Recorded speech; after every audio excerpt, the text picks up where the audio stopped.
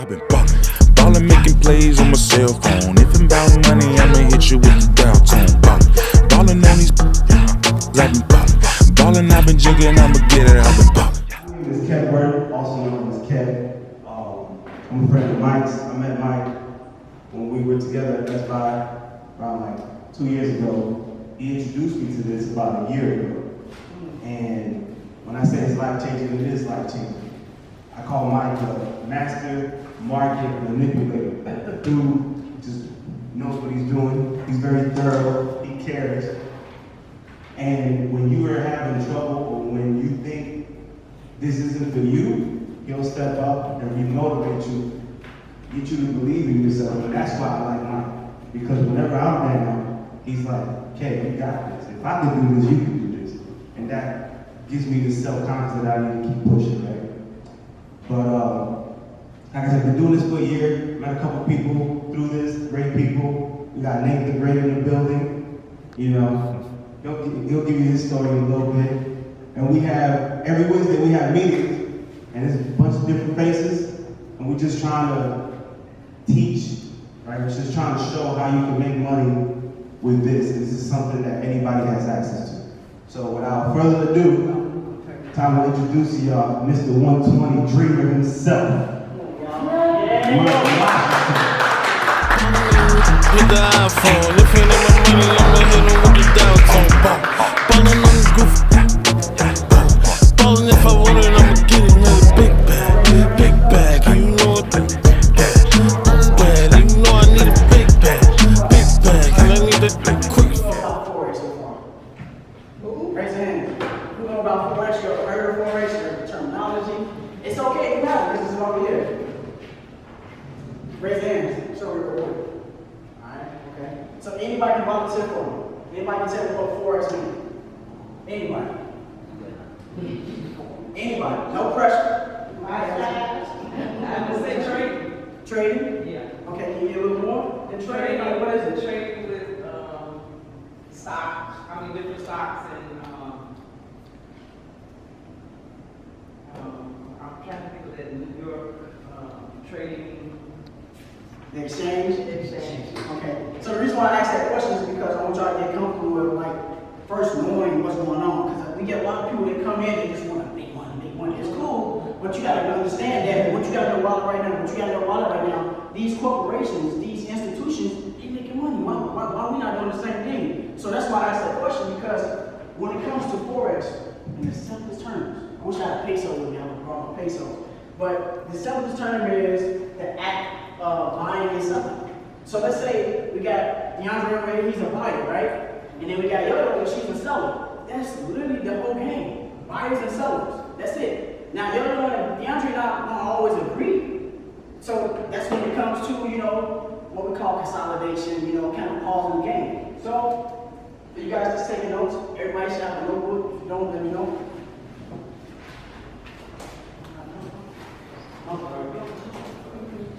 Now you do. Pen, everybody got a pen? This mine? Yes. But yeah, I want y'all to, with this whole thing, it's not just the terminology, but everything. Because if you complicate the whole thing, everything will be complicated. Say that again. Say that again, you're right. I lost it already? Yes, sir. I ain't gonna lie to you.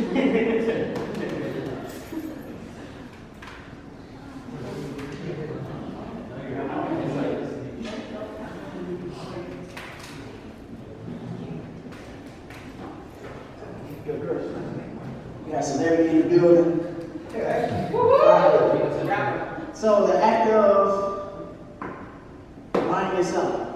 So if y'all taking notes, that's literally what it is. We're going to get more into like the visual aspect of things. For me personally, I'm more visual. I don't know about you guys, I'm more visual before I was learning.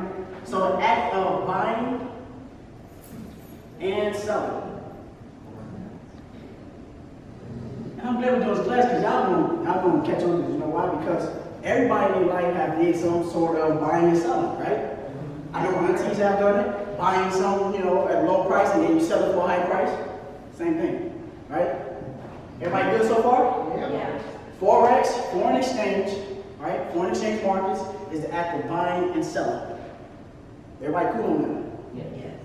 Now we're gonna step it up a notch. My evolution guys, I want y'all to let me know. So, remember I talked about the banks and how they fit into this. So, that's important. Because now we want to be successful at this. In order to be successful, we got to do what they do because it works.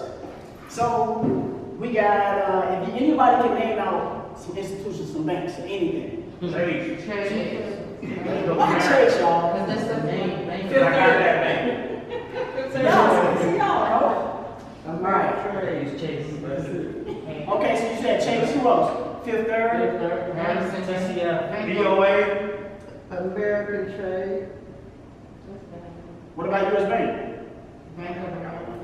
Yeah, Bank of America is one of the big ones. Yeah, Harrison. Get that. BMO. Yeah, that's Harrison. Oh, I'm about to lost this. So, all these banks we know, I want to shout my wallet with me. We all park our money with them and we got a credit card with them. But what people don't understand is that in this foreign exchange game, Forex, these bad boys, they provide all the money. But what they call it, this key word, I want you guys to remember this. Liquidity. If any of the 120 can tell me what I'm saying, where's the what? Where's the what? Where's the money at? Where's the money?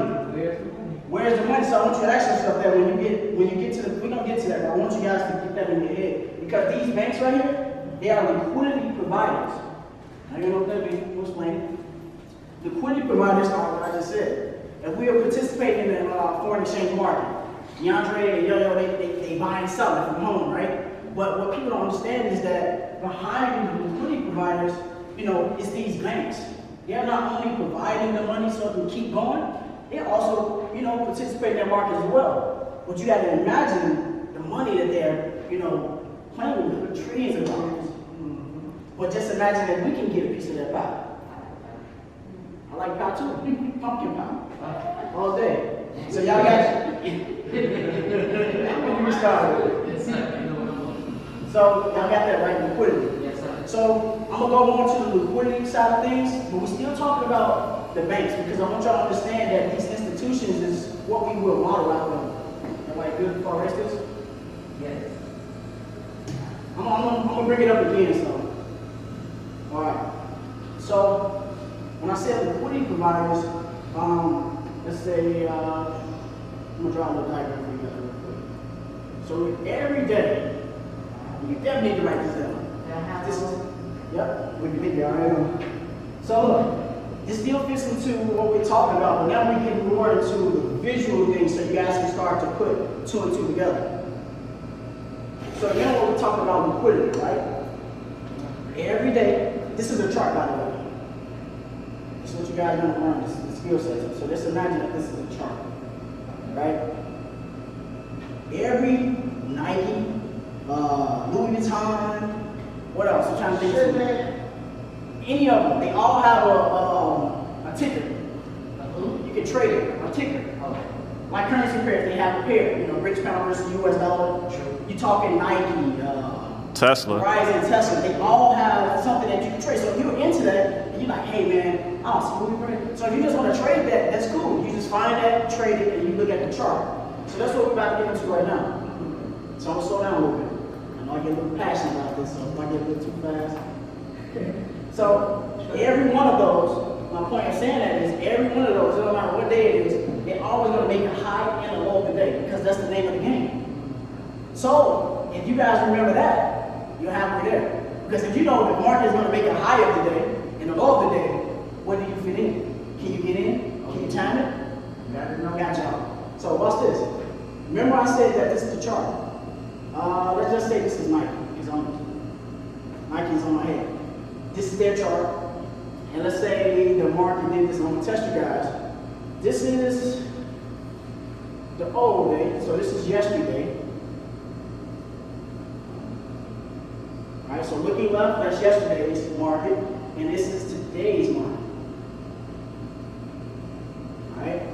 So what we do as investors, analysts, Our job is to figure out what's happening next. So let's say the market just did this. I'm gonna say the market did that. Am I gonna overcomplicate? I'm gonna say the market did that. They made a high and a low. Everybody can agree? Yes. Everybody see that? So they made a high and low of the day. Let's say this was at 5 a.m. And then this was at 9 a.m. If anybody can tell me which one happened first. Did the low or the high form first? The low? I just want to see y'all pay attention. So watch this. You got the low and high, right? So now we're going into the new day. And this is what fits in where everybody may not know about the markets is okay.